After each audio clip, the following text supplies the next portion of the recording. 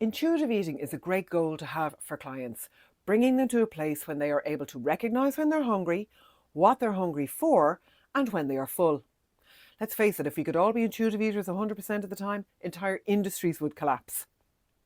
But intuitive eating is not the right intervention for clients who struggle with emotional eating and binge eating disorder, and here's why. 1. Clients who eat emotionally have overridden their natural hunger and fullness cues a long time ago. Their ghrelin and leptin signals are not working to let them know when they're physically hungry or physically full. So this particular group of clients cannot tap into their natural hunger and fullness cues without doing other, deeper work first to get those cues working again. 2. These signals are turned off because the client needs to eat in order to feel safe.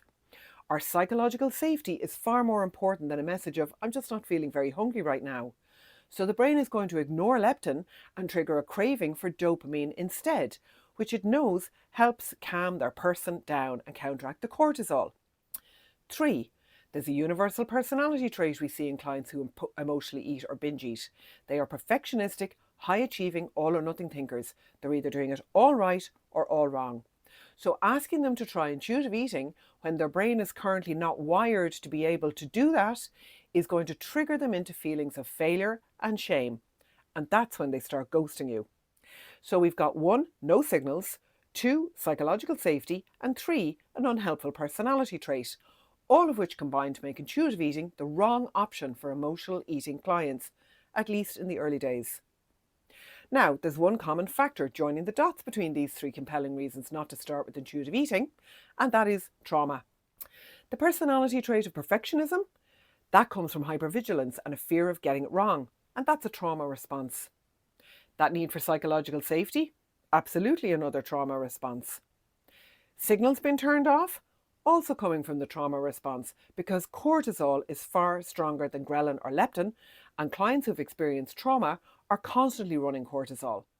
If you work with clients who struggle with emotional eating or binge eating, you must be able to work in a trauma-informed way, even if you can't or won't ever work directly on the trauma itself. Many of our trainees are not therapists like me, they're health coaches, diabetes educators, or nutritionists. Our training has taught them and can teach you everything you need to know about working safely and competently with clients who struggle with emotional or binge eating. And you'll then have the confidence to know exactly where to start and how to progress with each client based on their individual experience, because there is no one-size-fits-all way of working.